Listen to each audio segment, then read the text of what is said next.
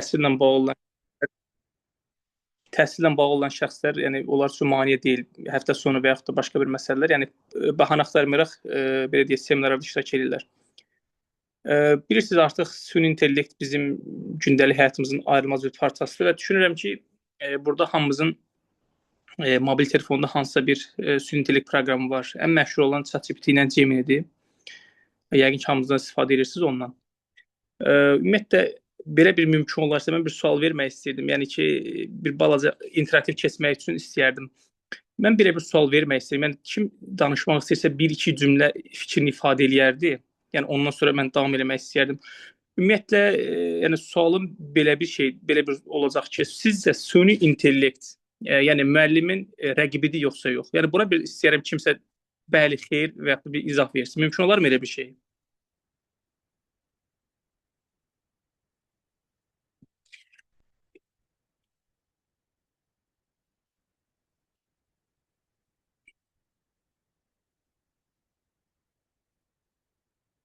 Danışmağa icazə ola bilərmi? Yəni bir əsaslandırasınız ya fikrinizi mümkündürsə.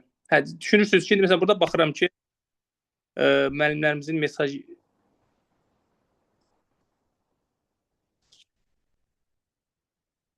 hörmətli moderator, yəni müəllimlərdən biri danışa bilərmi əgər elə bir icazə olarsa? Bəli, bəli, icazə var. Buradan bir nəfər yazmışdı, izah edə bilərəm. Aliyə Mehdiyeva, zəhmət olmasa fikir izah edə bilərsiniz bir-iki cümlə ilə. Əlbəttə, hal-hazırda sizin də vurğuladığınız kimi süni intellektlərdən ən çox yayılmışları Gemini ilə ChatGPT-dir. Və biz də şagirdlər olaraq ondan istifadə edirik. Bütün dərslərimizdə köməyimizə çatır. Lakin mənim fikrimcə müəllimi əvəz eləmir. Hansı ki, mənim düşüncəmə əsaslanaraq deyirəm bunu. Bir insandan tövsiyə almaq kimi onun yerini vermir də. ChatGPT ilə məsləhətləşmək hər nə qədər bizə yaxşı yol göstərsə də müəllimin fikirlərini yerini tutmur. Bir üzr istəyirəm, siz abituriyentsiniz yoxsa necə dediniz, şagirdiniz, ona görə deyirəm. Şagird. Hə, şagirdsiniz. Ya şagirdin fikri maraqlıdır. Mən istəyərdim burada müəllimlər varsa, yəni müəllim olaraq elə bir nəfərdən cavab istəyərdim. Yəni şagirdin fikri tamam aydındır. Mənə ki, praktik olaraq bəllidir ki, nə qədər məsləhət hazırdır, müəllimin yerini vermir. Bu aydındır. Bəs yaxşı, müəllim olaraq kimsə danışa bilərmi?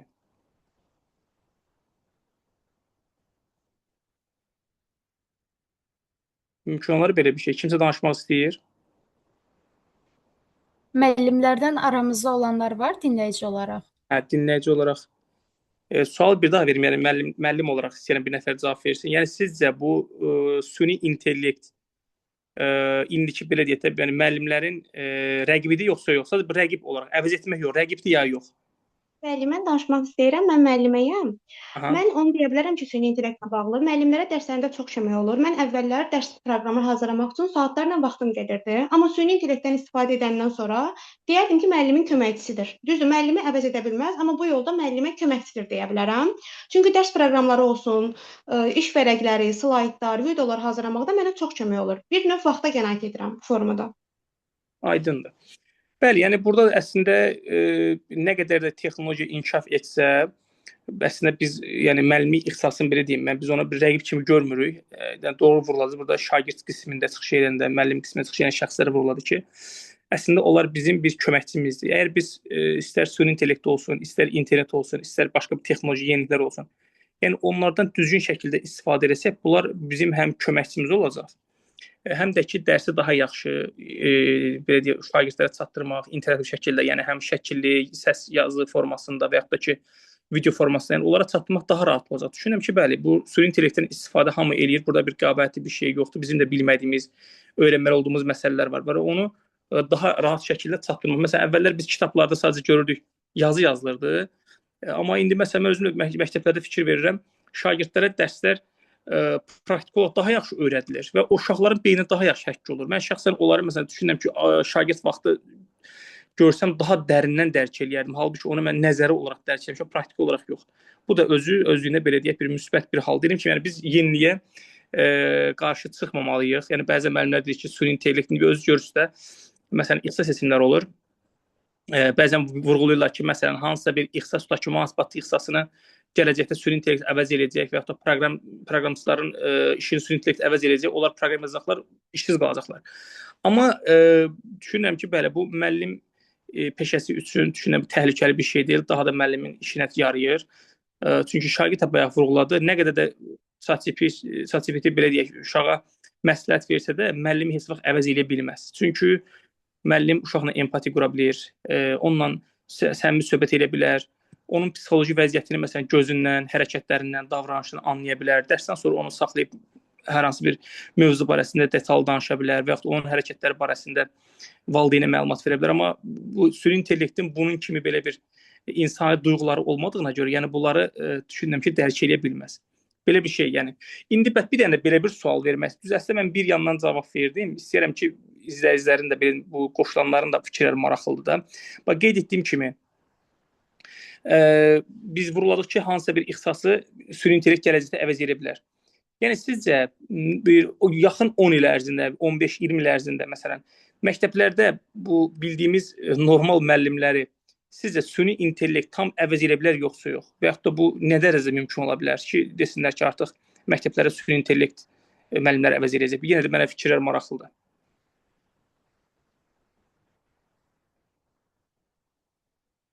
Çox üzr istəyirəm. Bunu auditoriya zalında müəllimlərə yoxsa bütün dinləyicilərə ünvanlayırsınız? Daha çox müəllim olsa yaxşı olar. Yəni şagirdlər cavab verir, amma müəllim olsa daha yaxşıdır. Düşünürəm ki.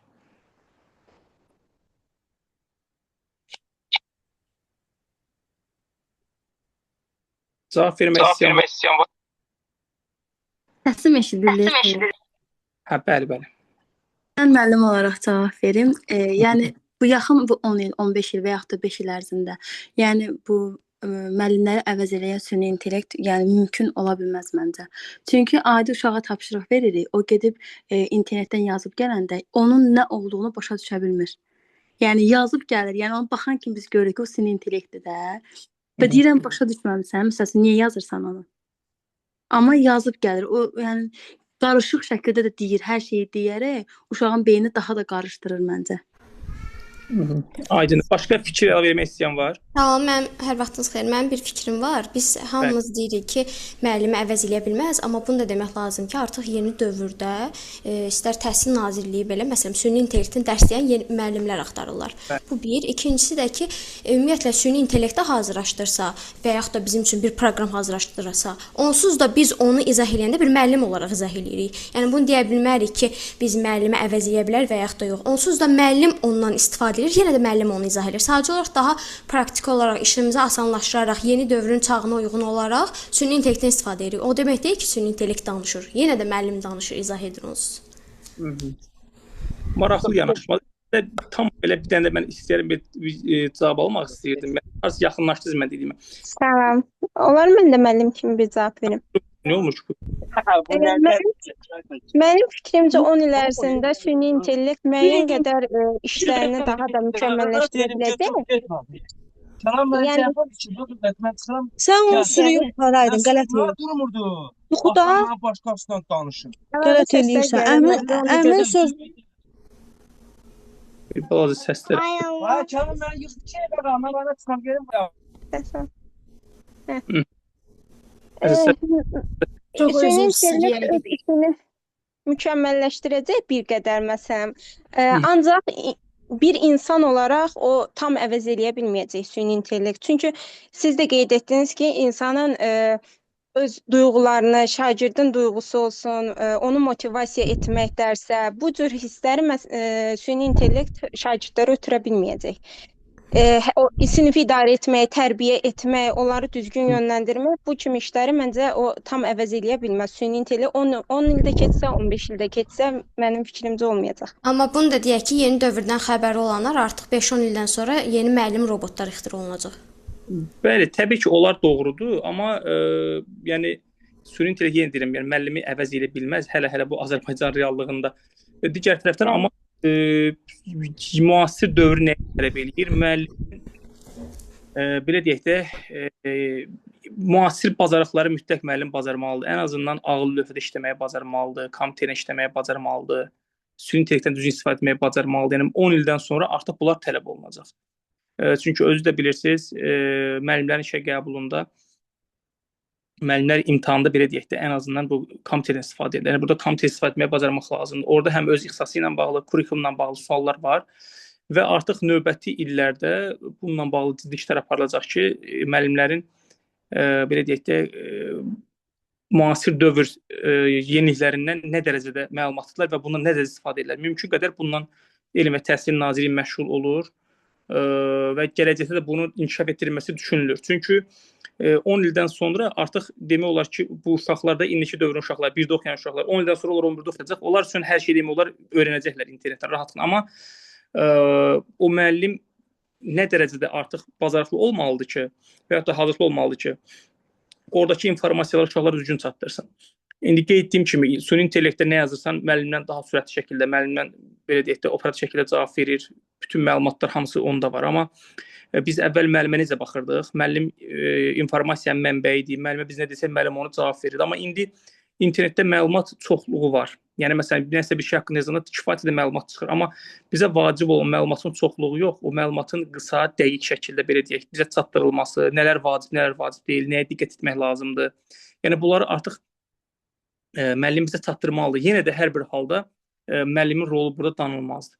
Və digər tərəfdən də bayaq məsələn vurulanda bu aşağı siniflərə daha çox tələb olunur. Çünki birinci sinif şagirdlərinə, məsələn mən xatırlayıram, birinci sinifdə biz yazı yaza bilməyəndə müəllim əlimizdən tuturdu, bizim yazı yazdırırdı. Düzdür, indi düşünürəm ki, bəzi ölkələrdə artıq belə deyək də keçiblər hər şey elektronlaşdırıblar. Uşaqların yazısı belə deyək də klaviatura ilə yazırlar. Yəni o yazıya ehtiyac qalmasa, amma nə qədər olmasa da yenə də uşaqların o istərsiniz yazı bacarığının olması onların həm nitqinin inkişafına gətirib çıxarır, daha sonra beyin gücünün inkişafına, yəni məntiq təfəkkür, burada bədii yaradıcılıq məsələsi var. Eyni zamanda da yəni birisi bu biz sağ-sol qollarla yazanda beyin yarımkürlərinin inkişafı da, yəni inkişafına müsbət təsir göstərir. Ona görə düşünürəm ki, bəli, nə qədər də olmasa Azərbaycan reallığında, yəni müəllimlərin süni intellektin müəllimləri əvəz etməyi real deyil. Məsələn, mən birinci məktəbdə görmüşəm. Məsələn, bir məşhur liseylərdən biridir. Orada müəllim robot var. Yəni bildiyimiz bu robotdur. Müəllimə robota proqram yükləyiblər, uşaqlar sual verir, müəllim o sualı izah edir. Amma yenə də məsəl üçün uşaqların diqqəti tam olaraq belə deyək də o müəllim robotun danışdığı mövzuda olmur. Robotun hərəkətləri olsun, robotun xarici görünüşü olsun, məsələn robotun əli, qolu, onlara fikir verirlər. Yəni tam olaraq necə deyim, mövzuya fokusuna bilmirlər. Yəni bu məsələ də vacibdir. Və deyirsiniz indi əvəz olacaq məsəl üçün gələcəkdə bunlar hamısı olacaq, amma bizim nəsil, bizim gənc nəsil deyək və yaxud da bizim şagirdlərimiz deyək, nə dərəcədə məsələn buna hazırdır? Düzdür, bəzi özəl məktəblər deyim ki, bunları eləyir, amma orta məktəblərdə bunların olması bir balaca reallığı əks etdirməyə bilər. Və yaxud da digər tərəfdən indi belə bir sual da vermək istəyirəm. Yəni bilirsiniz ki, müəllimlik ixtisasları əvvəl universitetlərdə məsələn keçid balları aşağı idi. İndi ümumiyyətlə müəllimlik ixtisaslarının keçid ballarından məlumatınız varmı ki, hansı universitetlərdə məsələn keçid balları aşağıdır, yuxarıdır? Ən prestij ixtisaslardan soruşuram. Məsələn, məlumatınız varmı ki, ta ki elə olub bəli, bakalavriyatda qalxıb burada mesajlara gördüm. Məsələn 2023 idi səhv eləməsəm, bakalavriyatın riyaziyyat müəllimliyin balı hüququn balından yuxarı idi. Yəni bu artıq nəyin göstəricisidir ki, şagirdlər müəllimliyə maraq göstərirlər. Daha doğrusu yəni bu abituriyentlər müəllimliyə maraq göstərərək gələcək müəllim olmaq istəyirlər. Sizcə nəyə görə indiki bəli kifayət yüksək 570 var, 580 var, belə yüksək balları kifayət edir. Sizcə nəyə görə gənc nəsil düzdür, uşaqların çoxsu müəllimliyi sevməsə də, müəllimlik sevməsə ki, mən müəllim olmaram. Amma nəyə görə sizcə gənc nəsil bu yüksək balından müəllim olmaq arzusunda olur? Onu mənə bir neçə səbəbini izahləyə bilərsiniz. Hər bir səbəb desəniz zəhmət olmasa. Səbəb deyə bilərsiniz. Və ya da abituriyent desə, burada məsələn abituriyentlərdən kimsə varmı ki, müəllimlik ixtisasını gələcək seçmək istəyir və yaxud da ki 11-ci sinif seçib artıq? Danışmaq istəyən var? Müəllimlik ixtisası artıq o qədər çətinləşib ki, yəni məncə ona tələbat get-gedə azalır. Get-gedə azalır. Sizin fikriniz. Bəs yaxşı, tələbatın artdığını düşünə və ya da səbəb olaraq nəyə göstərə bilərsiniz? Müəllimlər. Onlayn. Müəllimlər. Mən danışım. Buyurun, danışın. Mən özüm də həmin 2022-ci il idi hüququn balını keçdiyi müddət Bakı Dövlətin Riyaziyyat müəllimliyi. Həmin vaxtda qəbul olanlardanam. Yəni buna səbəb özüm öz baxışımdan deyirəm ki, yəni 630 balla qəbul olmuşdum riyaziyyat müəllimliyinə. Aha. Öz fikrimcə müəllimliyin nə vaxtda olsa müəllimliyə iş imkanı olacağını düşünürəm. Yəni bəzi ixtisaslar var ki, Azərbaycanda həmin ixtisas üzrə iş tapmaq bilirik ki, çətindir, çox çətindir. Məsələn, 630 balla elə yerlər var ki, daha yaxşı yerlər yaza bilərdim, amma müəllimliyi seçdim. Həm də bu müəllimlik peşəsinə olan sevgimdən irəli gəlir. Bilmirəm, riyaziyyatı çox sevirəm, o yüzdən yəqin ki, ola bilər. Mən sizin fikrinizdən yəni mən özüm də 600 plus bal yığmışam. Mən də riyaziyyat müəllimi oxumuşam. Özüm də dəhşət çox belə bağlıyam. Mən nəyi demək istəyirəm indi? Başqa nə faktor dayanır bu 630 balla? Başqa faktor varmı? Bunu başa düşdük. Sevirsiniz fənninizi. Başqa bir hansı bir faktor rol oynayır? O rol oynadı ki, siz seçəsiniz bu ixtisası bir də. İş imkanları yenə deyim. Bir də ki, maaş artımı var məsələn, rahat kurslarda, evdə, ev şəraitində ya məktəblərdə dərs keçmə imkanı var. Bu cür səbəblər yəqin ki. Burada mən rəyləri də oxuyuram. Başqa kimin fikri var? Yaza da bilərsiniz. Rəydə yaza da bilərsiniz. Belə danışmaq istəmirsə yazın və ya da ki, fikir olan desin. Başqa müəllimlərdən kimsə fikir var mı ki, niyə seçmişik? Təqaüd, aha. Başqa fikir olan yoxdursa, mən bir neçə fikrimi əsaslandırım yenə də. Əslində, burada mən ona toxunmaq istəmirdim. Bir müəllim, səhv eləməsəm, ya müəllim ya abituriyent yazıbdı. O, mən dedim ki, robotların deməli, müəllimləri əvəz eləmək məsələsini əslində orada rəydə biri yazıb ki, Azərbaycan məktəblərində hələ də təbaşirlə keçirlər. Bəli, mən razıyam. Yəni dedim, axı bizim reallığımızda çətin o bəzi məktəblərdə ola bilər. Mən də məsələn mən Xırdalıda bitirmişəm məktəbi. Lövhəni biz şeylə yazırdıq, təbaşirlə yazırdıq. Həm silirdik, tozdurduq, belə də yazırdıq, tozdurduq. Sonra universitetdə biraz marker gördüm. Yəni markerlə lövhə gördüm. Biraz maraqlı gəlmişdi. Mən ilk dəfə belə yeni bir şey görürdüm. O mənim üçün yenilik idi məsələn. Halbuki indi uşaqlar marker adi qəbul edir və ağıllı lövhə görəndə də lap belə maraqlı gəlmişdi mənə ki, yəni də bir növ elə deyək, yekə kompüteri elə bir şey ekrana, divara yapışdırıblar. Belə bir şey. Maraqlı gəlmişdi mənə. Mən çox xoşuma gəldi ki, belə bir şey var. Hətta belə uşaq kimi sevinirdim ki, sırf lövhədə mən yazırdım ki, xoşuma gəldi lövhədə yazmaq, o ağıllı lövhədəki maraqlı bir şeydir. Bu yenilikdir. Yəni bu da istərsəməz motivasiyanı dərsə artırır. Şagirdlərdə maraq yaradır ki, ağıllı lövhə var, çıxmır, nəyisə göstərim edeyim. Bu da müsbət bir şeydir. Və bu müəllim ixtisasının yüksək balla seçmə məsələsini burada bir nəfər də vurğuladı, təqaüd məsələsi var. Bəli. Müəllim ixtisasının yüksək balla birinci yerdə yazanda təqaüd verirlər. Bəzi universitetlər məsələn, hətta pedaqoji universitet, Slavyan Universiteti bəzən belə bir qayda çıxarıb ki, yüksək balla pedaqoji Slavyan Universitetini yazan oğlanlara əlavə 200 manat təqaüd ayırır. Yəni bu da stimullaşdırır, çünki orada daha çox qızlar yazır, oğlanlar ümumiyyətlə çox az hallarda müəllimliyə gedirlər. Və digər tərəfdən də burada əslində ən vacib olan məsələ təbii ki, burada əmək haqqı məsələsi var. İndi əmək haqqı deməyək tam ona, hazırlıq məsələsi var ki, repetir kimi onlar hazırlıq keçib daha yüksək əmək haqqı qazanmaq istəyirlər. Və yaxud da eləyirlər də bunu. Çünki onlaynda yəni bir sıfır xərclə daha çox qazanmaq olar və yaxud da əyani şəkildə keçib qazanmaq olar. Və bunlar da artıq bəli, təsdiq edir yüksək balla təqaüd məsələsini. Və bu uşaq da artıq başa düşür ki, məsələsində mən hansısa bir ixtisasa yüksək balla qəbul oldum, o real deyil, mənim orada karyera yüksəlişim və yaxud digər məsələ. Hazır deyirlər, hazırlığımı keçim, yüksək əmək haqqı alım, yəni daha rahat həyat yaşaya bilim. Yəni təbii ki, bunlar hər kəs rahat həyat yaşasın və savadlı kadrda niyə də olmasın belə bir şey. Və artıq mən fikir verirəm sosial şəbəkələrdən. Uşaqlar bəzən tələbələr daha doğrusu birinci, ikinci kursda hazırlıq keçirlər. Eyni zamanda süni intellektdən fikir verəm, istifadə edirlər. Bəzi şeyləri daha rahat, diqqət çəkən bir formada paylaşırlar. Məsələn, mən bir düsturu paylaşıramsa, tutaq ki, standart bir düstur, amma o müəllim tutaq ki, süni intellektdən istifadə edir, o şəklin orasını burasını biraz bəzləyir süni intellektdən. Maraqlı bir şey çıxır və uşağın diqqətini çəkir. Bu da önəmli faktorlardan biridir və özünə belə deyək də, onunla şəkildə daha çox kütlə cəlb edir ki, hazırlıq keçə bilsin. Və mən bunu daha çox müşahidə edirəm, qeyd etdiyim kimi uşaqlar, məsələn, indi burada hazırlıqda hamımız yəqin ki, olmusunuz. Məsələn, abituriyentlərdən bayaq bir nəfər danışırdı. Məsələn, Azərbaycan dilində bir qrup neçə uşaq olur sizdə? Elə son dövr uşaqlarından soruşaq da bu məlumatı. Məsələn, burada o Aliyə Mehdiyeva, sizdə məsələn neçə nəfər uşaq olurdu qrupda, ana dilindən bir qrupda? Burada da Aliyə Mehdiyeva. 14 nəfər. O standart bir 15 götürək də. Standart bir 15 götürək. Elə müəllimin bir qrupda 15 uşaq var və orada da uşaq müəllim fikirləşir və uşaq bunu fikirləşir ki, müəllimin yanına bir qrupda bu qədər uşaq gəlir, nə bilim bunun 10 dənə qrupu var, hesablayır 100 dənə uşaq eləyir. Heç nə yox, 50-60 manatdan fikirləş ki, 50-60 uşaqdan 100 uşağı 50-60 manatdan bu qədər pul eləyir. Yəni niyə də olmasın ki, rahat evdə heç kimdən asılı deyil, kiməsə asılacağı yox, müdür yox, başında bir problem yox.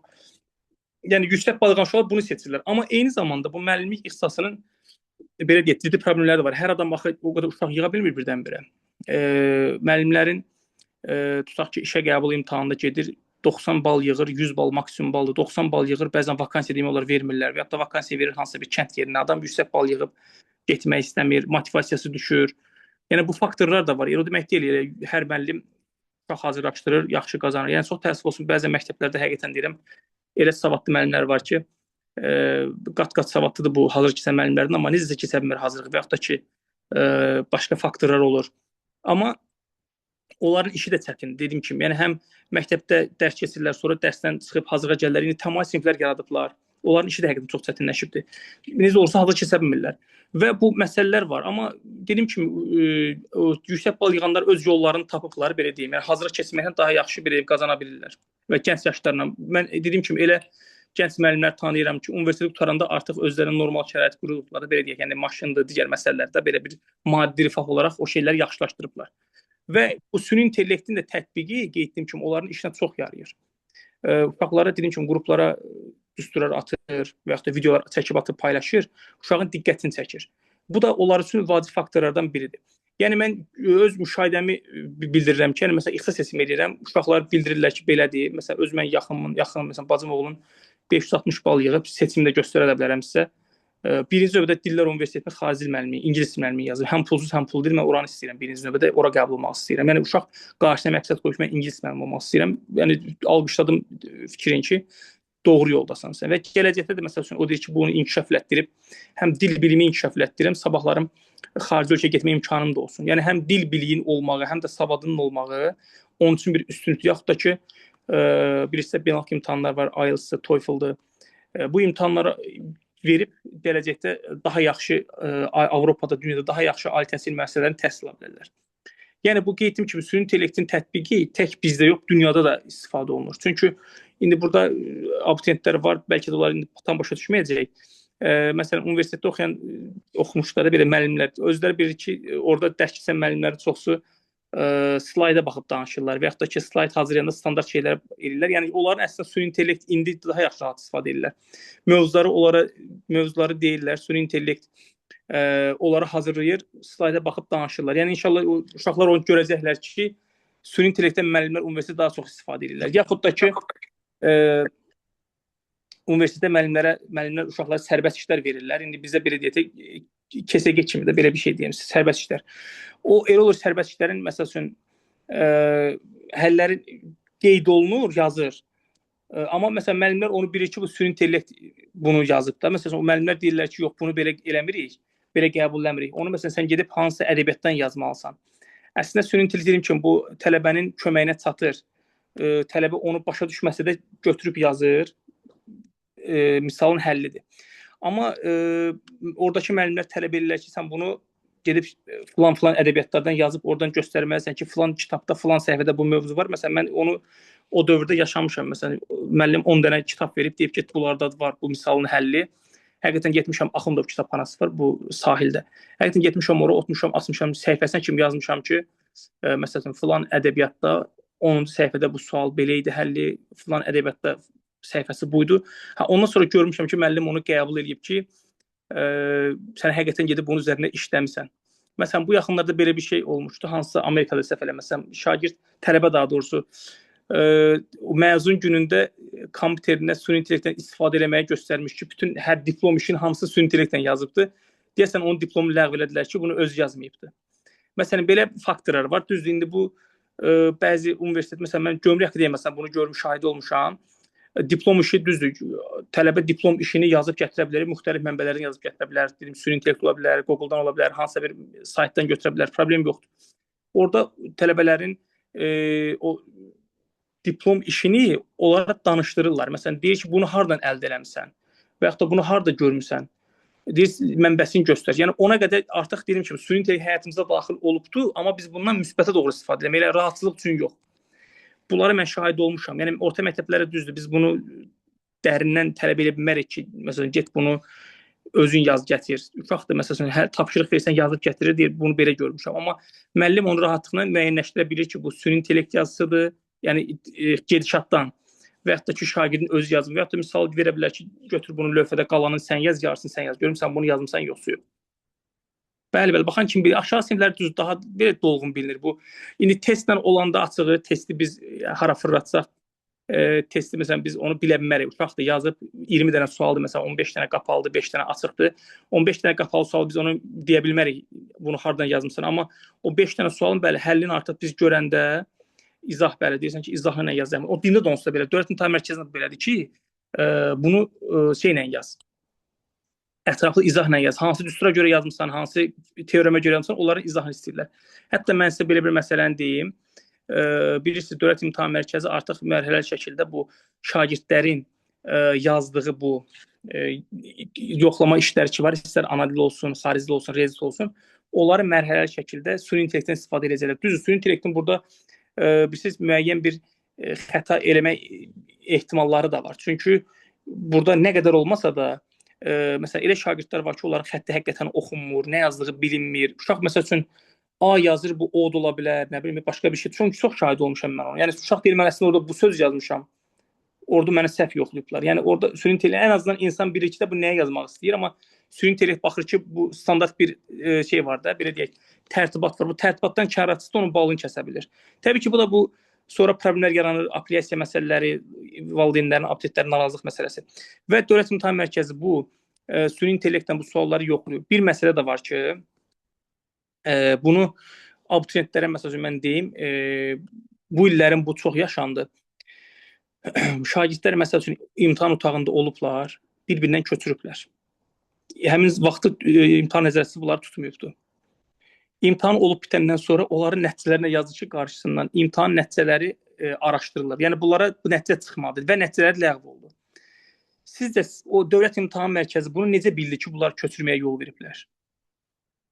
Bunu kimsə fikir var?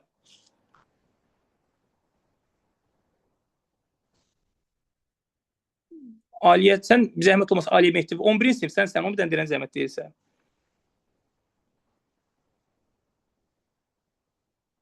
Hə, 10-cu sinifsən, sən daha aktivsən, o görə dedim, yəqin fikirləşim ki, 11-sən. Fikir olan var bu imtahanda? Aha, bəli, şablon cümlələri bildim, ola bilər də indi, bəli. Burada əslində bir dəfə də belə bir hal olubdu. Məsələn, hələ siz mən sizə bir dənə bir məsələni deyim. İndi biz müəllimlikdən danışırıq, düzdür. Gənc müəllimlərdən ən çox istifadə edən, bəli, Dövlət İmtahan Mərkəzi gənc müəllimlərdən çox istifadə edir. Hələ yenə də kifayət qədər müəllim çatışmazlığı var Dövlət İmtahan Mərkəzində ki, bu marker müəllimlər baxımından və yaxud da ki, metodistlər baxımından, yəni müəllim hələ də savadlı kadr çatışmazlığı var. Məsələn, Dövlət İmtahan Mərkəzi bu gənclərin savadından çox istifadə etməyə çalışır ki, onlar artıq bilirsiniz müasir şərtləri ödəyirlər. Yəni kurikulum sistemi biz artıq keçmişik 2019-cu ildən biz bu modeli tətbiq eləmişik, qəbul modelinə belə deyək. Üstdən neçə il keçib, 7 il, 8 il keçib, düzdürmü? Artıq uşaqlar bu dövrdə qəbul olanlar artıq bu prosedurları keçiblər, yəni onlara o kadr lazımdır ki, daha yaxşı iş görsün. Hər şeydə məlumatlıdır. Hətta ilk dəfə bu elektron sistemlərdən, ən son texnoloji yeniliklərdən istifadə məhz Dövlət İmtahan Mərkəzində olubdu. Məsələn, biz 92-ci ildə Azərbaycanın ilk test üsulu 92-ci ildə həyata keçirilibdi və həmin ildə çox təəssüf olsun, bilirsiniz, o qarmaqarışlıq dövrü olubdu, hərzməhəllik dövrü olubdu, müharibə şəraiti. Yəni bizim o imkanlarımız çox zəif olduğuna görə biz qardaş Türkiyədən kömək almışıq və necə olubdu bu? Xüsusi bir qrup təyin olunub. Bu uşaqların imtahanları keçirilib, hamısı qablaşdırılıb, belə deyək də, yəni ki, möhürlənib və onlar Türkiyəyə yola salınıb bir nümayəndə heyəti ilə. Təbii ki, burada hüquq mühafizə orqanlarının əməkdaşlarına bərabər Türkiyəyə yola salınıb və orada xüsusi qurğular var da, bilirsiniz bu çap maşınları kimi də, belə deyək, printerdən bunların cavabları skan olunurdu və Türkiyəyə göndərilib 2 aydan sonra onların cavabları gəlib Azərbaycana, onda elan olunub ki, bəli, kim nə qədər bal toplayıb. Yəni bizim, bilirsiniz, hələ mən süni intellektdən danışmıram, yəni ki, bu çap emal məsələsi var, ondan danışıram. Və bu artıq biz texnoloji yeniliyin bizə gez tətbiqi görün halara gəlib çıxarmış. O vaxtı noyabr ayında, məsələn, oktyabr, noyabr ayında artıq uşaqlar bilirlər ki, nə qədər bal toplayıb. Hələ yəni el olub səhv eləməsəm yanvara qədər bu prosedur çəkib. Çünki sonra onu yerləşdirmək digər məsələlər var idi, bəs uzun çəkirdi. Və daha sonra mərhələli şəkildə bu texnoloji yeniliklərdən Dövlət İmtahan Mərkəzi istifadə elədi və bir müddətdən sonra artıq bu avadanlığa biz özümüz malik olub, özümüz bütün prosedurları burada həyata keçirirdik. Yəni Dövlət İmtahan Mərkəzi artıq burada o şeyləri həyata keçirirdi və 90-cı səhv eləməsəm 9-cu ildə Azərbaycanda bələdiyyə sessiyləri keçirildi. Onun elektronlaşdırılması məhz Dövlət İmtahan Mərkəzinin əməkdaşları tərəfindən həyata keçirilib. Yəni ən son yeniliklər BİM tərəfindən həyata keçirilib. Yəni bu ölkə başçısı bunu görürdü, onun nümayəndələrini dəvət edirdi ki, bunları tətbiq eləsinlər. İndi sözümü nəyə gətirmək istəyirəm? Yəni ki, bu ən son bu süni intellektin tətbiqi və digər məsələlər məhz Dövlət İmtahan Mərkəzi tərəfindən tətbiq olunur və bu bir dəfə də olub 2000 səhv eləməsəm, indi ili səhv deyirəm 2005-2006-cı illərdə olub. Məsələn, müəyyənləşdiriblər ki, bir binada 200 nəfərdə 600 plus nəticə var. Bu artıq şübhə doğurur ki, bəli, bir binada bu qədər ola bilməz. Normalda Respublika üzrə 200 nəfərdirlər. Araşdırıblar ki, orada köçürmə halına yol verilib. İndi bu onların alqoritm proqramları var. Otaqlarda müəyyənləşdirirlər ki, hətta mən bunu da deyim sizə, məsələn 300 bal alan uşaqlar olur da buraxılış imtahanında. Dövlət İmtahan Mərkəzi bilir ki, tutaq ki, mart ayının 9-unu imtahan verən şagirdlərin nəticəsi məsələn aprel ayının 20-si çıxır. Ən azı bir 2 gün, 3 gün əvvəldən onlarda o məlumat olur. Hər şey hazır sistemə vurulur, amma yoxlayırlar ki, görək bu 300 bal yığan abituriyent 2026 300 bal yığan abituriyent 2 il əvvəl 2024-cü ildə məsələn 9-cu sinifə qədər bal yığıb. Baxırlar ki, bəli 260-70 bal yığıb. Demək bunun 300 bal yığmağı realdır, amma onun 9-cu sinifdəki nəticəsi buna adekvat deyil. Onda bəli araşdırma gedir ki, bu uşaq ola bilsin köçürüb və ya da başqa bir hadisə baş veribdi. Yəni ona nəticə rəsmində əvvəldən bəlli olur. İndi də bu otaqlarda keçirilən ki, bu otaqlarda uşaq az olur, yəni 10-12 nəfər olur. Və onda imtahan nəticələri elan olunan sonra onların xüsusi proqram vasitəsilə baxırlar ki, eyni otaqda olan şagirdlərdən nəticələri üstə düşən varmı? Və bəli, olursa ki, o otaqda onların ətraflı suallar ola bilər, qapalı testlər ola bilər. Onlar eyni olanda artıq bu araşdırmaya gedir. Araşdırırlar, baxırlar uşağın buraxılış imtahanı nəticəsində. Görək bu buraxılışdan nə qədər yığmısan? 200 bal, blokda və ya da 100 bal, məsələn, buraxılışda 100 bal, blokda gəlib 250 bal yığıb və ya 350 bal. Axı real deyil bu. Nəticələr uyğunsuzluq var burada. Onda bilirlər ki, bəli bu köçürməyə yol veribdi. Bu məsələlər ciddi yanaşılır. Yəni süni intellektin tətbiqi əslində ən çox Dövlət İmtahan Mərkəzlərində həyata keçirilir və fikir verirsinizsə, bu qədər uşaqların bir hər buraxılış imtahanında bir 50 min, 60 min abituriyent olur, onların yerləşdirilməsi və bunların hamısı, yenə deyirəm, müəllimlər bu süni intellektin tətbiqindən xəbərdardırlar. Və orada da fikir versin, nəzarətçilər kimlər olur? Orta məktəb müəllimləri olur, düzdürmü? Onlar da bilirlər, artıq bu yeniliklərdən xəbərdardırlar. Yəni Dövlət İmtahan Mərkəzi süni intellektin tətbiqi vasitəsilə bütün prosedurları demək olar həyata keçirir. Bax, indi kodlaşdırılma olubdur. Onların cavablarının çıxılmasını gözləyirik. Dövlət İmtahan Mərkəzi yenə bu süni intellekt proqramı var. Onlar hamısı həyata keçirir. Bunları xüsusi proqramlaşdırma ilə həyata keçirilir. Yəni bu süni intellekt nəinki müəllimlərin həyatında, bizim yəni gündəlik həyatımızda istifadə olunur. Bu metrolarda tutaq gediş haqqıların belə deyək də elektronlaşdırılması, digər məsələlərdir.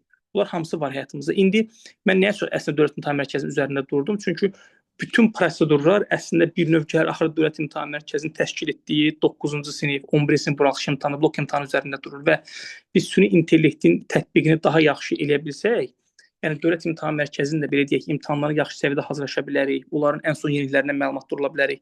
Siz məsələn uşaqlara bu yeniliklər barəsində məlumat verəndə artıq uşaq bilir ki, belə şeylər var ki, məsələn süni intellekt onu bilməyə bilir, bu qapalı məlumatdır, bunu ancaq kimsə gərək desə belə bu məlumat formalaşa bilsin də. Uşaqlara bunu deyəndə artıq onların da başında formalaşır ki, bəzən uşaqlar görürsüz fikirləşir ki, nə bilim hansısa bir yolla Dövlət İmtahan Mərkəzinin imtahanlarına köçürməyə yol verir və ya başqa bir şey görürsüz. Artıq Dövlət İmtahan Mərkəzi o barədə hazırlıqlıdır. Bilir ki, hər il nələrə əl atırlar, onun qabağını belə alır. Yəni onunla belə məlumatlıdırlar. Bu şəkildə. Məsələn, indi bəli, burada cavabları görürəm, burada rəylər də yazırlar. Bəli. İndi ümumiyyətlə deyim, burada məsələn müəllimlər var, müxtəlif fən müəllimləri var da, belə deyək. Burada məsələn riyaziyyatdan hazır keçən müəllim varmı?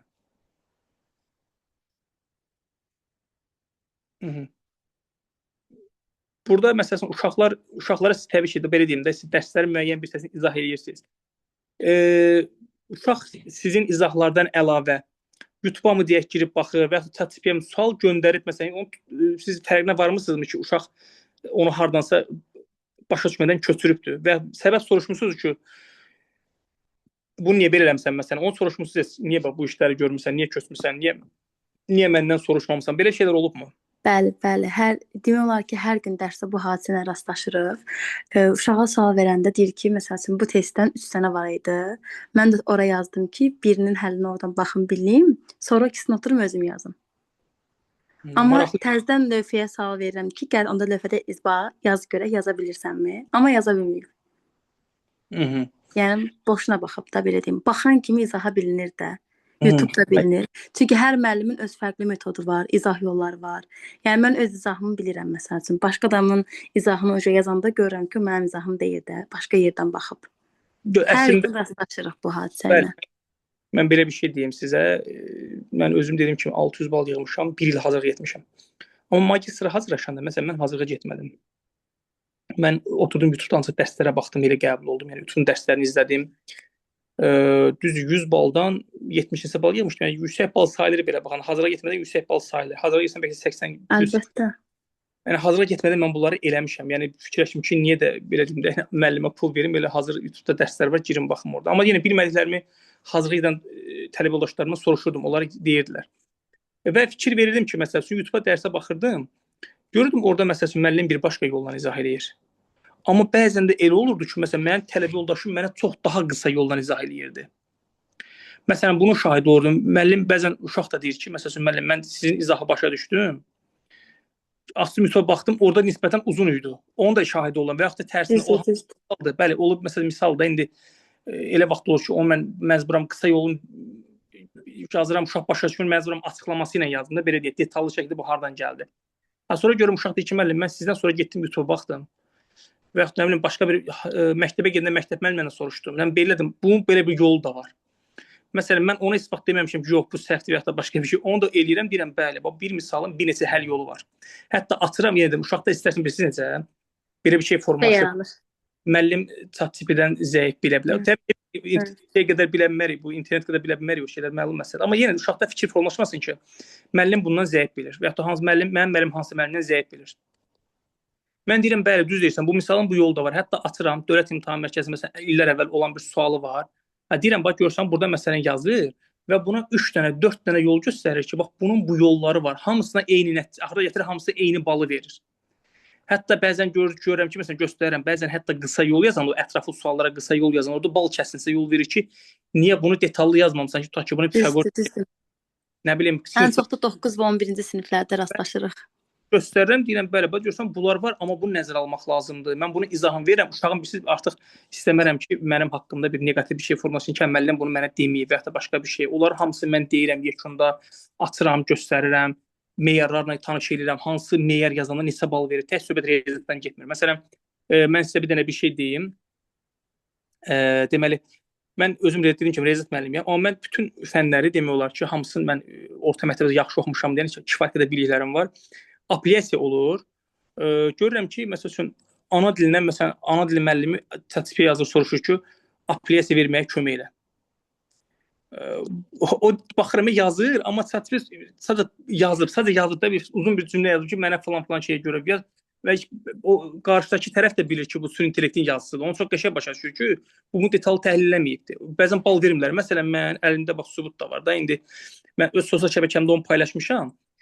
Tarixdən məsələn bilmirəm 3-cü qruplar burada, yəni tarix fənnindən məlumat olan varsa bəlkə biləcək. Səhv eləməsəm İngiltərə ilə Amerika arasında o müharibə ilə bağlı olan bir məsələ var idi. Uşaqlara bal kəsmişdilər orada. Yarım bal vermişdilər və yaxud da bal kəsinlər olmuşdu. Mən açdım kitabı, bilirsiniz, hər bir şey danışırdı. Baxın, bir müəllim deyirdi, bəli, Aysu Aliyə, bir müəllim deyir ki, yox bal düşmür. Bir müəllim deyir, Anar Sevin kitabında bu belə yazılıb. Nə bilim, bir müəllim deyil, dimdə belə yazıb, Təhsil Naziri belə deyir. Mən açdım kitabı qoydum, kitabları qoydum qabağıma, heç ChatGPT yoxdur. Yəni bura artıq bu sırf araşdırma mənim özüm tərəfimdən olmalıdır. Açdım kitabı qoydum qabağıma, bəli, deyirəm ki, Anar Sev məsələn düz uşaqlar nə qədər onu istifadə eləsələr də, Təhsil Naziri bunu rəsmi dərs kimi qəbul etmir. Sadəcə köməkçi bir vasitədir. Yəni sən durub deyəməsən ki, Dövlət İmtahan Mərkəzinə hörmətli deyim, Anar Sevin kitabında bu belə yazmış. Özü qardaş, o dərs vəsaiti deyil ki, biz onu qəbul etmirik. Biz Elm və Təhsil Nazirliyinin təsdiq etdiyi, istifadə etdiyi, tutaq ki, 7-ci sinif, 8-ci sinif tarix dərsindən biz istifadə edirik. Biz buna əsaslanırıq, istinad veririk. Bəli, mən orada baxdım ki, o cümlələr var orada, amma bu özündən yazmışdı müəllim onu.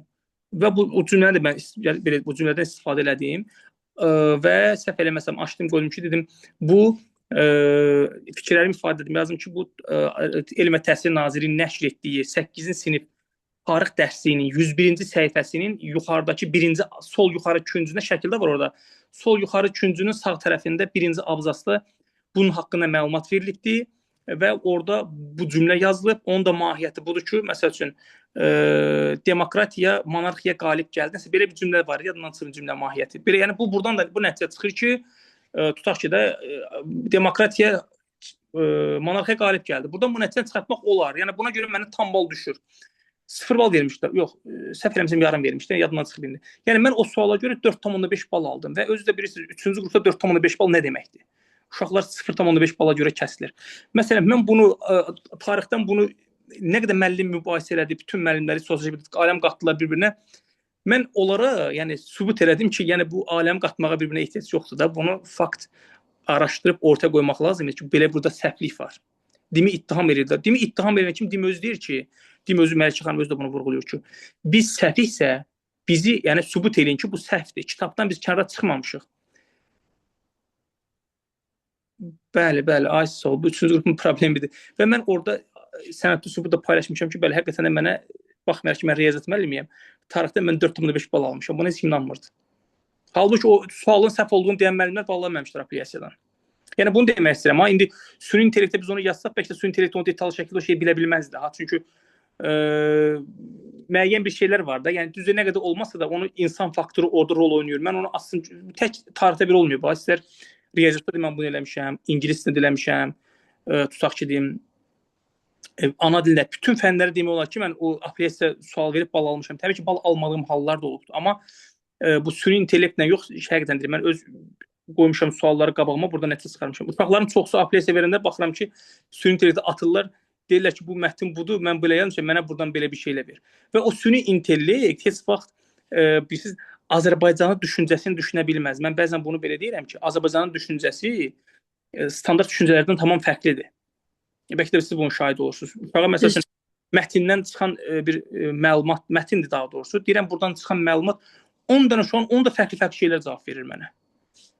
Hər bir nəticə çıxarır. Bizim də deyir ki, mənim fikrimi sən götürməlisən. Mən nə deyirəmsə o olmalıdır. Daha doğrusu meyar qoyur. Hətta baxın meyarda belə bir şey də var ki, bu daha çox ana dilində də olur. Məsələn deyirəm də. Tutaq ki, deyirəm ki, burada filan qəhrəman müsbət rolda, müsbət obrazda verilib, ona görə ki, o bunları müdafiə eləyirdi. Bir də görürsünüz, bazı şeydə yazır ki, orada aşağıda. Bu sualı, bu cavab verənlərə neytral yanaşılır. Yəni nə səhv, nə düz götürülüb, bal da verilmir. Dedim, elə şey ola bilər. Amma dimi meyarları bu şəkildədir. Yəni o bilir ki, uşaq bu şəkildə düşünəcək, ona ümumiyyətlə bal vermir. Yəni nə qədər dediyim kimi biz süni intellekti, bax belə müsbət tərəflərini desək də, uşağın məntiqi təfəkkürü olmalıdır. Səbəb-nəticə əlaqəsini qurmağı bacarmalıdır. Bu mətndir, bu mətndən oxudum, mən nə başa düşdüm, burada nə nəticə çıxartdım, burada bu mətndə mən nə demək istəyirdilər. Bu mətndəki bu obrazın müsbət tərəfi nə idi, niyə görə o müsbət rol idi, onu buna vadar edən səbəblər. Görürüm, uşaqlar o nəticəni neytrallı edir, bəli. Uşaqlar görürüm ki, o nəticəni çıxara bilmir. O da bilirsiniz nədən irəli gəlir. Məsələn, nə istəmirlər, adi bir şey deyimsə. Məsələn, mən uşağa deyirəm ki, tarixdən sual verirəm. Deyirəm, bu tarixi hadisəni bir dənə deyirəm, mənə qəşəng deyir, ilin deyir. Deyirəm, oradan çıxan nəticəni mənə deyə bilərsən. Məsələn, bu müharibə oldu, sülh müqaviləsi imzalandı. Bu müharibənin Azərbaycan üçün tutaq ki, müsbət tərəfi, mənfi tərəfi, onu mənə bir dənə izah verə bilər öz cümləndən. Görürüm, danışa bilmir. Çünki bunlar avtomatik bir süni intellekt artıq bunlar necə pis öyrədiblər. Yazır, məsələn, tutaq ki, 1-ci Qarabağ müharibəsi yaz və oradan qısa yazır, bu onu deyir. Amma oradan çıxan nəticəni uşaq dərk edə bilmir ki, bu nəticəni mən orada nə öyrənim. Və hətta, baxın, mən sizə bir şey də deyim. Universitetlərdə müəllimlər bizə də narazılıq edirlər. Bilmirəm, məlumatınız var yoxsa, subakalavr bilirsiniz nədir? Bəli, kollecdən universitetə keçid. Niyə görə Mələkə xanım bilirsiniz bu kolleclərin kollecdən universitet qəbulları məhdudlaşdırdı? Onu bilirsiniz səbəbin? Yəni çox adam üstünlük verir artıq kollecə bəlkə ona görə. Yox, tam o deyil. Tam belə bir qəşəng bir cavab var ona. Görün bilirsiniz onu yoxsa yox. Bax, bu da şeylə bağlıdır. Bu süni intellektlə bağlı olan bir şeydir əslində. Bilmədim mən. Səbəb budur ki, kolleci qutaranlar, demirəm, zəif adamlardır. Yüksək balla qutaranlar da var kolleci. Amma kolleci qutar elə ixtisasları var ki, məsəl üçün, bəli, Biraz yaxşı çıxmır o səsləniş. Məsələn, kolleci qutaranlar, adamlar 2012-ci ildə qutarıb kolleci, 15 ildən sonra yadına düşüb ki, mən gedim universitet oxuyum. 15 də kimi axı bunun öyrəndiyi biliklərdə köhnəlibdi, proqram dəyişibdi. O gəlir universitet qəbul olur, baxır ki, uşaqlar bundan savadlıdırlar, bəli. Nə qədər olmasa, məsələn, 200 bal yığan abituriyent o kollec məzunundan düşünürəm ki, daha praktik edən. Çünki bu artıq hal-hazırda mən 11-ci sinifəm 200 bal yığmışam. Mənim praktiki biliyim o kolleci yüksək bal toplayan daha üstüdür. Çünki mən 11-ci sinifəm istidir, mənim beynim hələ də istidir. Və universitetlərdə müəllimlər şikayət elədi ki, subbakalavr gəlməsin. Biz onları öhdəyə bilmirik. Həm yaşları çoxdur, öhdəyə bilmirik. Onların savadı kifayət qədər deyil. Bu suallara cavablandıra bilmirlər. Yəni sual verib cavab verə bilmirlər. Yəni bu səviyyə məsələsi də ona görə bu subbakalavr məhdudlaşdırdılar ki, onları qəbul dayansın. Və indi bu artıq abituriyentlər daha çox qəbul olurlar da. Və indi nəyə gətirəcəm sözümü? Bu yüksək hətta bu subbakalavr qoydum qırağa. Bəzi universitet müəllimləri var. Mən açığı deyirəm sizə. Bunu mən də yaşamışam bu şeyi. 600 balla mən getmişəm universitet müəllim mənə sual verib. Məsələn, cavab verəməmişəm. Başlayıblar ki, sizlər necə dərs keçiblər? Məktəbdə siz bunu bilmirsiniz, nə belə. Başlayıblar bizi bir növ belə deyəndə o tuşdan sonra aşağılamaq ki, siz zəifsiniz, nə bilim, bilmirsiniz belə bir şeylər. Və mən özümdə pis eləmişəm ki, necə yəni bu belə bir şey olub da? Yəni mən 600 bal yığmışam. Bunlar mənə deyirlər ki, yox sən bilmirsən. Nəyin şahidi oldum mən universitetdə? Gördüm ki, həqiqətən də çox yüksək bal yığan, yəni 680-90 bal yığan uşaq var. Həqiqətən də cümlələri ardıda qoyub danışa bilmir. Fikrini ifadə edə bilmir. Və yaxud da indi birinci qruplara isbat gətiriblər. 3 illik. Ona qədər məsələn deyən ki, 700 bal yığan uşaqdır. Sual verirlər ki, Pifaqoru isbat elə və yaxud da nə bilim kvadrat tənli isbat elə, bilmirdi uşaq. İndi nisbətən Dövlət İmtahan Mərkəzi əslində bu niyə yeni imtahan qaydaları çıxarır? Çox adam bunu Mələkə xanımı tənqid edir ki, imtahanın çətinləşir. Bilmir, əslində müasir dövrün tələbi budur. İndi gəlin belə danışaq açığı. Telefonu əlimizdən alsalar, çəkələ qalacaq özümüzdə. Səhv deyirəm. Müəllim, bir dənə də mən söz deyə bilərəm bu kitablarla bağlı. Mən 9-cu siniflərimdə də, 11-ci siniflərimdə də sizin kitabı işlədirəm. Müsət Əzizovla, Orxan Bəyovun kitabıyla. Bilmək istəyirəm ki, yəni o məsəl üçün indiki yəni imtahan sisteminə tam da sonları uyğunlaşmır. Yəni indi daha çətindir. Bilirəm. Onları yeniləmə gedəcək üzərində. Yəni o səhv eləməsəm 2022-23-də olar. 22-23-də, hə. Öz kitabını mən demirəm. Hər il orada nə qədər sual düşür imtahana. Bəli, inanırsınız, mən işarətləyirəm, gəlir düşür də.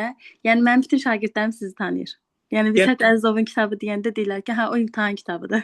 Birbaşa yəni. Bəli, bu sual mən nəyə demək istəyirəm? İndi baxın, adi bir də mən özüm biləyim. Məsəl üçün mən həqiqətən dəftərlərimi saxlamışam. Mən bir xəzinə kimi saxlayıram. Mən buna inanmırdım. Həqiqətən müəllim məni necə inandırmışdı ki, belə pərt eləyibdi. Mənə dedi ki, 2009-dan ondan danışıram mən sizə. Mənim müəllim demiş ki, dedi, bizə isbatlar yazdırırdı. Demə, mən bu isbatları siz nə edirsiniz? Bizə konkret həll edir. Sən elə düşünmə, dedi, 10 ildən, 15 ildən sonra. Isbat soruşdu. Dedim, ay müəllim, salla yaxşırında. Belə o şey kimdə, necə deyim, belə 11-ci sinif uşağı biraz olacaq, qəbullanmır bəzi şeylərdə. Dedim, ay müəllim, salla yaxşırın görək də 15 ildən sonra siz nə bilirsiniz nə olacaq? Dedim ki, mən 15 ildən sonra mən çoxdakı nə eləyim, mən maraqlı deyil. İndi görəm, yox, maraqlıymış ki, həqiqətən o şey olanda yığdım müəllim, dedim, siz o vaxt bunu demişdiniz, mən gülmüşdüm, amma düz çıxdı. Məsələn, mən o vaxt həqiqətən dəftərlərimdə isbatları saxlamışam. İsbat edirdim mən özüm düstur arzuları. Mənə universitet çox çətin gəlməyib. Mən isbatları verirdim, çıxarışlar edirdim, özümdə də belə bir şeylər edirdim. İndi dedim ki, uşaqlara mən yüksək bal yığan uşağım var. Deyirəm bir dənə məsələn Pifaqoru denən bu hardadır məsələn. Bunu tətbiq necə eləyək biz? Nə bilim, sinusun, kosinüsün görürəm uşaq bilmir. Deyirəm mən belə düstur belədir də. Universitet də oradan şikayət edir ki, 700 bal yığan uşaq var. İsbat məsələn yüksək bal yığan uşaqlar fikir versəz yazırlar riyaziyyat, adı da riyaziyyat var, kompüter elmləri, belə şeylər. Orada yəni riyaziyyatdan istifadə edirlər. Uşaqlar bilmirlər. Orta məktəbi bilmək elə bilirlər ki, da vəssalam mən riyaziyyatı sövmüşəm də. Amma yox, həqiqətən ali riyaziyyat tamam başqa bir şeydir. Orada məntiqi təfəkkür işə yarayır, isbatlar, digər şeylər. Yəni dediyim kimi də bu süni intellekt istərseniz bu müəllimləri də bir balaca tənbəlləşdiribdi. Müsbət yenə deyirəm. Məsələn, mənə nəsə soruşanda bir dənə düstur ola bilər, yadımdan çıxar, internet yazdım ki, falan düstur atıram qrupa uşaqlar budur. Amma indi köhnə vaxt olsaydı mən məcbur idim, açam onun isbatın zadını da verəm. Düzü kitablarda var, hamısı kitabları çəkirəm, atıram, deyirəm bax uşaq isbat budur öz yerinə, amma yenə də məsəl üçün müəllim özlərinə işləməli, tək süni intellekti etibar etmək olmaz. Və ya dediyim kimi uşaqlar süni intellektini çox işləyirlər, beyin təfəkkürü getmir. Məsələn, indi növbəti ildən 11-ci siniflərə ingilis dilindən də xarici dildən 100 sözdən ibarət esse var. Bu nəyə görə? Bəli. Uşaqlar tədris ingilis dilində, bax süni intellektin mənfi tərəfini deyirəm də sizə. Uşaqlar tədris ingilis dilində yazırlar, gedirlər oxuya bilmirlər. Mən özüm tədris ingilis oxumuşam. Oxuya bilmirlər uşaqlar. Çünki yenə deyirəm də bunlar ancaq söz əzbərlə, əvvəl necə 3 dənə cümlə yaz ingilis dilində qutardı. Yox, indi söhbət yoxdur. 100 cümlə yazmalısan akademik səviyyədə. Və bu da nəyə görədir? Sən sabahları tədris ingilis oxuyanda orada akademik səviyyədə ingilis yazmalısan. Digər tərəfdən sən xarici universitetlərə gedəndə səndən məsələn referans məktubu istəyirlər. Onu yazmağı bacarmalısan. Yaxud da ki sən xarici yerində artıq hər şey ingilis olacaq. Onu yazmağı bacarmalısan. Yəni əslində Məlikə xanım bizim gənclərin gələcəyini düşünüb eləyir, amma bizim insanlar Məlikə xanımı bilmirlər. düşmən kimi görürlər. Məlikə xanım nə istəyir? Savadlı olsun da, bunu istəyir. Yəni görürsüz deyir müasir dövrün tələblərinə cavab vermək. Məsələn mən bunu bir generaldan bu söz eşitmişəm, DTX-nın generalı. Bu bir söz var, deyir ki 2000-ci illərin əvvəllərində də 2005-2006-da deyir məsələn kompüter biliyi, xarici dil biliyi üstünlük sayılırdı. Amma müasir dövrdə ingilis dilini bilmək, kompüteri bilmək üstünlük deyil, minimal tələbdir. Yəni sənin üçün minimal, sən harası gəlsən də sənə soruşurlar ki, ingilis dilini bilirsənmi, kompüteri bilirsənmi? Birinci bunu soruşurlar. Azı kasserdən belə bunu soruşurlar ki, sən bu kompüteri işlədə bilirsən, yox. Yəni nə demək istəyirəm? Məlikə xanım da buna çalışır ki, əslində bu müasir dövrün tələblərinə cavab vermək. Sabah uşaq universitetə girdi, o demək deyir qutardı. Bu universitet oxumağı da bacarmalıdır axı. Bu yazı bacarığı var orada. Universitetlərin çoxsu imtahanları yazılı eləyir. Uşağın yazı bacarığını inkişaf elətdirir, dil biliyini inkişaf elətdirir. Magistrda artıq speaking olacaq. Yəni bu nə deməkdir? Uşaq tələbə daha doğrusu növbəti tədris prosesində məsələn doktorantura ola bilər, xarici edə bilər. Bunların hamısını mənimsəsin, qavrasın, tətbiq elə bilsin. Yəni beynəlxalq standartlara gətirirlər. Məsələn ingilis dilinin bizdə nədir? Listening varmı var, speaking indi hələ yoxdur olacaq, writing var, reading var. 3 var. Bu hansı imtahan modelində? IELTS imtahan modelində demək olar. Yəni ona doğru inkişaf elətdirir ki, sabah uşaqlar rahatlıqla imtahan verə bilsin. Məsələn ADA ilə Bakı Ali, məsələn Bakı Ali məktəbi belə eləyir də. Birinci kursda uşaqlara foundation keçirir. İngilis dili imtahanını verə bilməyən, IELTS imtahanı toplaya bilməyən uşağı qrupda saxlayır. Uşaq tanıyıram 4 il birinci kursda qalıbdı. Niyə? Çünki ingilis dilini verə bilmir. Məqsəd odur ki, adada banında məqsəd odur ki, savadlı uşaqları daha da savadlı eləsin, yetişdirsin. Bunların məqsədi kimsə pis eləmək deyil. Biz onu çox təəssüf olsun səhv başa düşürük. Yəni ada yenə deyir, banım daha doğrusu yenə deyirəm, çalışır uşaqları süni intellektdən istifadə edir, ən son modellərdən var, amma çalışır ki, uşaqlar daha savadlı olsun, daha yaxşı yetişsinlər. Və burada da yenə deyirəm, bu müəllimlər də o süni intellektdən istifadə edirlər, amma nə qədər olmasa da imtahan tətbiqində uşağın məntiqi təfəkkürü, yazı bacarığı, bunlar hamısı önəmli faktor daşıyır. Yəni Mən bir dənə söz soruşa bilərəm. Bəli. Bu yeri gəlmişkən, yəni sizdən həmişə bu sualı soruşmaq istəyirdim. Bu 9 və 11-ci siniflərdə məsəl üçün testləri, məsəl üçün şagirdlərim olur, gedirlər 16 dənə, 17 dənə düz yazırlar. Amma yekun bal gəlir 48 bal, 53 bal. Düz sayına baxırsan, bala baxsan adam utanır. Valideynə cavab verə bilmirsən ki, nə deyir? O qanunla. Yenə Məlikə xanım burada oyunları da hamısı, birisi də ətraflı suallar məsələsi. Ətraf uşaqlar məsələn məndə də var, qapalı suallar. O ətraflı sualları hardan işlədim ki, yəni onlara maksimum dərəcədə kömək olsun. Toplu bəs eləmir. Bilirəm, toplu bəs eləmir. Məsəl üçün güvəni istifadə edə bilərsiniz. Güvən də işlədirik, amma o deyil də. Bir də MHM var, o da hər şey onu işləyə bilmir açıq. Onu işləsə daha heç nə də. Yəni MHM-dir. Ən axırıncı variant odur. Mən indi çalışıram, açıq belə deyəndə, məsələn, o kitabların üzərində çalışıram. Düzdür, bilməm, indi 1 ilə 2 ilə var yekunlaşdıram. Mən sıfırdan toplu yazıram. Yəni o toplunun içində düz 5-ci sinifdən 11-ci sinifə kimi hər bir şey olacaq. Yəni uşaq olar çıxsa yəni. Amma tək işləyirəm onun üzərində, çünki istəyirəm özüm işləyimdə, həm də özümün təkrarına görə, yeni tip suallara görə, yəni model sualları üzərində işləyirəm. Ətraflı suallar bizi imtahana uşaq hazırlatmağa çox çətinlik yaradır. O məndə də olur. Məsələn, uşaq gedir. Uşaqların var, hər şeyi bilirlər, amma imtahana gedirlər 60 bal, 70 bal, 48 bal. 18, bəli, 18 təsir olur əmi. Təsir keçirdir. 50 bal eləmir. Bəli. Onun mən müsbət, yəni necə müsbət eləmək olar orasını deyim. Siz çalışın. Hər mövzudan sonra uşaqlara deməli, indi blok uşaqlarına ayrıca hər mövzuya görə isbat o heç eləyərsiniz. Bir də hər mövzudan sonra uşaqlara mütləq məsələ işlədin. Hər bölmənin məsələsindən, yoxsa özünüzdə məsələ yaradın. Çünki özü fikir versə bu illərin ətraflı sualları 7-dən sual demək olar çoxsu məsələ ilə bağlı bir şey. Təlimlik qurmaqla məsələ ilə bağlı idi. Doğrudur. Hələ 11-ci siniflərə 9-dan da düşmüşdü suallar. Onları mən paylaşıram, bəli. Baxın, mən həmişə uşaqlara dərsi keçdim, dərs keçəndən sonra da dərs keçəndə mütləq şəkildə birinci X-dən uşağı tanış edirəm ki, X nədir? Məhsulu izah edirəm, sağa sola keçmək, uşaq artıq tənliklə tanış olur və qarşıdakı mövzulara tənlik görəndə çaşıb qalmır. Ona görə də mümkün qədər uşaqlara hər bölmədə tənliklə bağlı nəsə öyrətməyə çalışın. Tənlik qurmaqla məsələli, daha sonra kvadrat tənlik keçəndən sonra düzdür hər şey eləmək olur, amma bir məhsulu tənliklə bağlı heç olmasa hər bölmədə bir dənə nəsə öyrətməyə çalışın ki, ətraflı da yaza bilsin. Yəni yeni riyaziyyatdadır da bu problem. Həsən Azərbaycan dilində, ingilis dilində baxırsan 90 bal, 95 bal. Bir dənə bizim fəndəki heç nə bal çıxmır. Məlikə xanım onu da elədi də, bu il mətnləri çətin saldı, uşaqlar getdilər. Mənim uşaqlar məsələn riyaziyyat 90-95 yazdı, ana 60-70 gəldi. Tərsinə olanlar oldu. Çünki uşaqlar birisi mətnə güvənib gedirdilər ki, mətn bilirlər, mətn uşaqlar oxumur, hazırlaşmır. Yəni belə. Amma yəni siz də öz şagirdlərinizə toplu güvəntəsən, başqa institutda MHŞ-lə. Yəni çox savadlı uşaqlarım var. Əlavə olaraq gəlirlər, MHŞ işləyirlər, bir də mənim öz kitabımdan işləyir. O hər uşaq eləyə bilmirdi, onu açıq deyim sizə. Elə uşaq var, topluluğunu güclə işləyir, deyir bəsimdir və ya da güvən işləyir. Amma mən mütləq şəkildə həftə sonları güvəndən işlətdirirəm uşaqlara. Əlavə olaraq işlədirəm onun ki, uşaqların yəni yeni tip suallar görsün. Bir də OTK-nın suallarını da işlədirəm. Düşmüş suallar və ya da belə çətin tipli suallar işlədirəm onlara ki. Məlumatlarınız üçün təşəkkürlər. Yəni sonda mən nəyi demək istəyirdim? İndi nə qədər dedim ki, bu süni intellekt bayaq çox qəşəng müəllimə vurğuladı.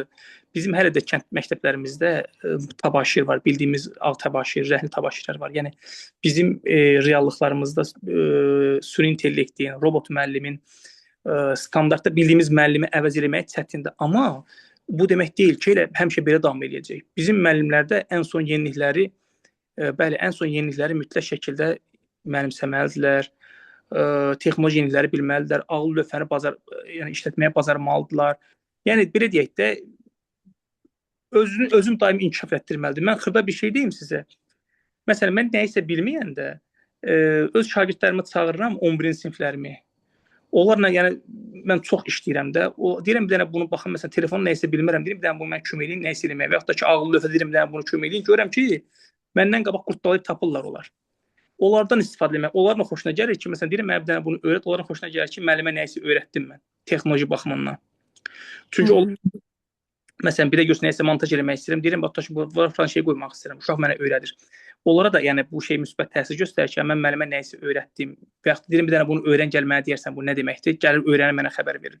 Yəni nə qədər olması deyim ki, biz müəllimlər də süni intellektdən ayaqlaşmalıyıq. Yəni onlar bizim rəqibimiz yox, əslində bizim üçün çox düzgün istifadə etsə çox yaxşı köməkçidir. Bizə çox dəstək olur. Ola bilər nəyisə bilmirik, atarıq ora, həllini tez yazıb ata bilər bizə və ya da hansısa bir suallar həllini verə bilər. Yəni müəllim də daim öz üzərində işləməli. Mən axşamlar olur, yenə bir nəyisə başımda məsələn bir sual olur, tez yazıb araşdırıram, görürəm bunun cavabı nədir? Məsələn belə öyrənirəm, deyirəm birdən sabah olar, uşaq soruşa bilər. Yəni bu ola bilər.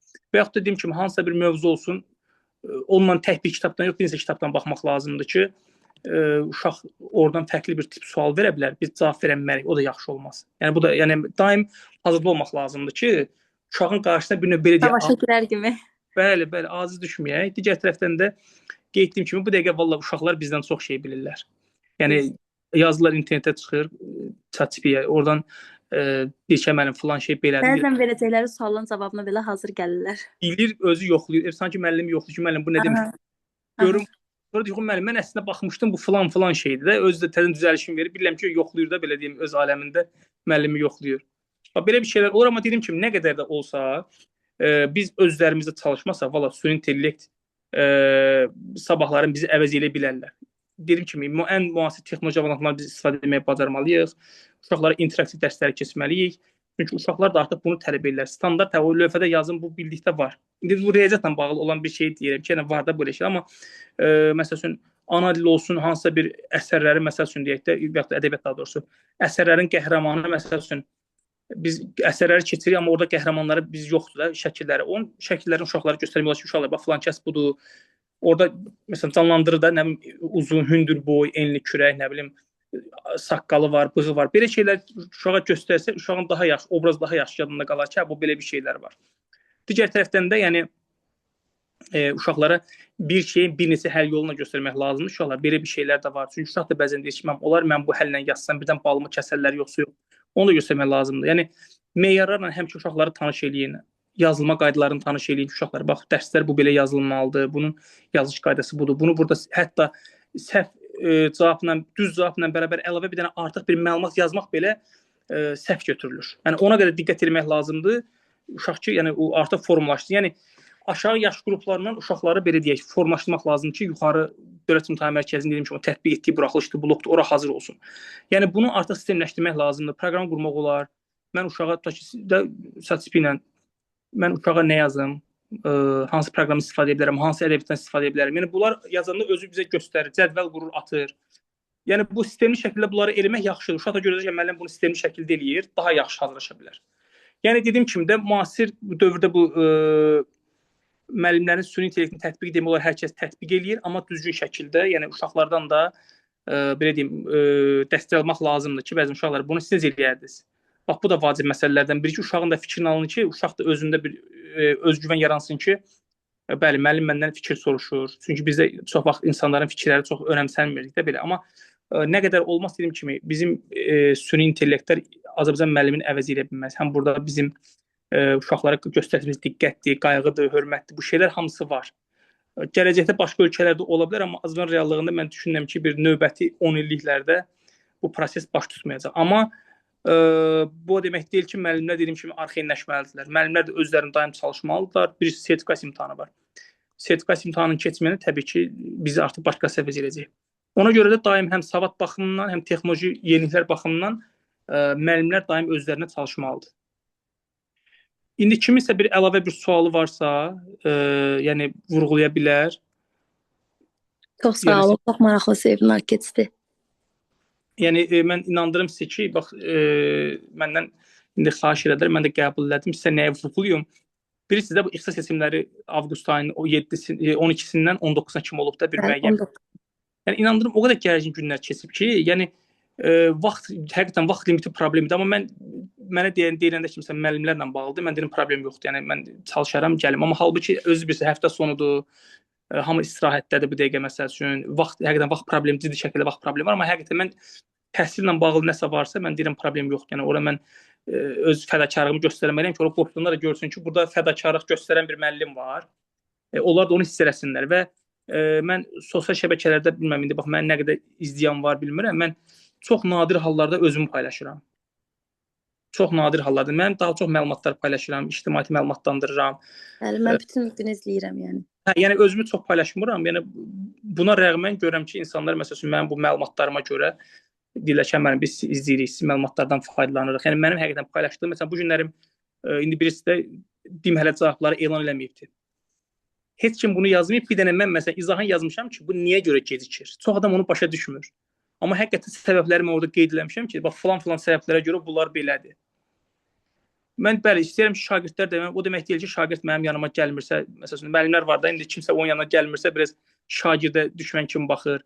Yox, qətiyyən, yəni bu şagird mənim yanıma gəlmirsə və yaxud da mənim yanıma gəlib çıxırsa, o şey yoxdur. Mən istəyirəm ki, Azərbaycan gəncidir, Azərbaycan müəllimidir. Nəsə hansısa mənim bir fikrim, hansısa bir cümləm onun həyatında bir dönük nöqtəsi yarada bilər. Mən buna inanmıram həqiqətən. Çünki mən də olub ki, məndən böyüklərin bir sözünə qulaq asmışam. Orada onların hansısa bir cümləsi, hansısa bir sözü mənim həyata baxış açımı dəyişibdi. Mənim daha belə deyək də işimdə məsud olmağıma kömək göstəribdi. Şərt o demək deyil ki, bu günlərim insanlara dəstəyi maddi tərəfdən olsun. Bir mənəvi olaraq qoşulmaq və yaxud da ki, həqiqətən adam var yığır mənə deyir, mən inanmıram ki, siz şəxsən sizlə danışıram. Adam var deyir, qəbuluna düşmək olmur. Mən sizə sualımı verirəm, cavab verirsən bir şəkildə.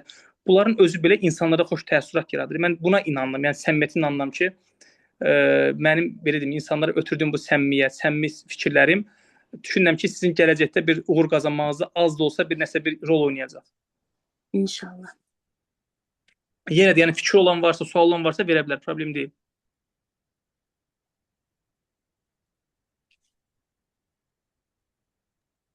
Möhtəşəm və maraqlı təlim üçün həqiqətən müəllim təşəkkür edirik. Ümid edirəm ki, dinləyicilər də hər biri faydalandı təlimdən. Əgər başqa sual yoxdursa, istəyirsinizsə yekunlaşdıra bilərik. Olar, problem yoxdur. Yəni sual yoxsa yekunlaşdırmaq olar. İnşallah kitabınızı tezliklə gözləyirik müəllim. İnşallah üzərində işləməyə çalışırıq. Hazır olanda məlumat verəcəm ondan bağlı. İnşallah. Oldu onda müəllim, sağ olun. Çox sağ olun, minnətdaram.